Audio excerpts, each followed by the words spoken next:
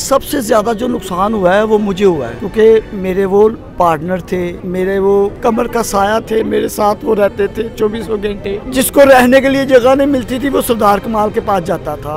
सरदार कमाल साहब की आखिरी बात जो मेरे साथ हुई, वो उनके शागिर्द थे हैप्पी। मैं कहना यार इन्होंने ड्रामे च रखा कर। मैं कहना पाए ये लाहौर में रहे तो मैं इसको रखूँ ना, लाहौर में रहता ही नहीं। कई लोगों के घर का चूल्हा उनकी वजह से जलता था, कई लोग यतीम हो गए।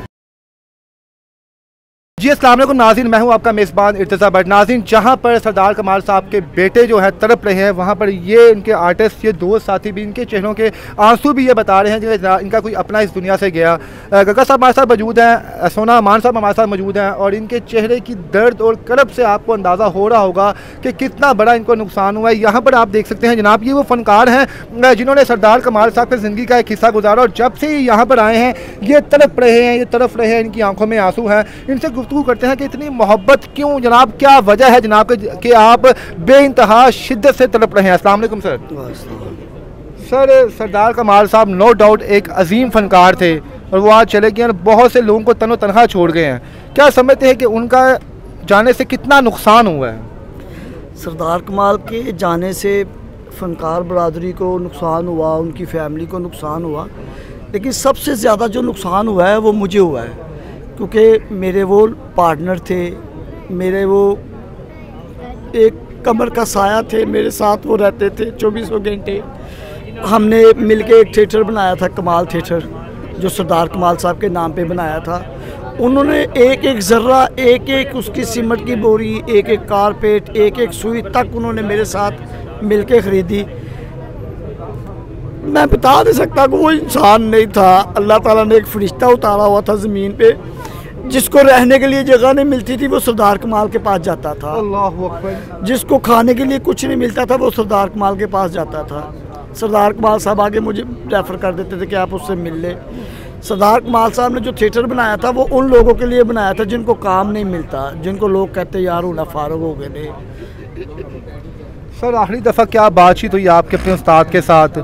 क्या आपको लगा कभी कि इतनी जल्दी आपके उस्ताद, आपके बड़े भाई सरदार साहब आपको छोड़ के चले जाएंगे? ये वहमो गुमान में भी नहीं था कि सरदार कमाल हमें छोड़ के चला जाएगा। सरदार कमाल साहब की आखिरी बात जो मेरे साथ हुई, वो उनके शागिर्द थे हैप्पी। मैं कहना यार इन्होंने ड्रामे च रखा कर। मैं कहना पाए ये लाहौर में रहे तो मैं इसको रखूँ ना, लाहौर में रहता ही नहीं। ये कभी गांव चला जाता है, कभी आ जाता है, तो ये ड्रामा छोड़ जाता है, फिर ड्रामा ख़राब होता है। कहते बेटा ये थिएटर उन लोगों के लिए है जिनको कोई काम नहीं देता। सर, बड़े बड़े लोगों ने इस फील्ड में कामयाबी समेटी, क्या समझते हैं सरदार कमाल साहब की कामयाबी के पीछे उनकी कौन सी ऐसी सलाहियत थी कि जो आज आप बच्चों की तरह उनके लिए तड़प रहे हैं? सरदार कमाल अपने जूनियर का ख्याल रखने वाला इंसान, सरदार कमाल उन लोगों का ख्याल रखने वाला इंसान जिनको कोई नहीं पूछता।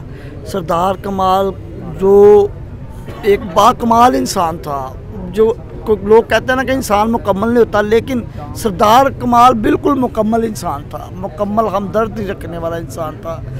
मुझे नहीं लगता कि फील्ड में वो किसी से कोई उनसे खफा हो या वो किसी से खफा हो। अगर वो किसी से खफा हो भी गए हैं तो 5-10 मिनट बाद उन्होंने खुद फ़ोन करके यार माफ़ी चाहना, गुस्से से आ गया।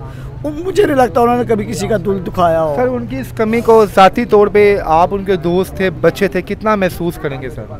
मैं उनका बच्चा था, बच्चों की तरह उन्होंने मुझे रखा हुआ था, और मैं उनका बिजनेस पार्टनर भी था।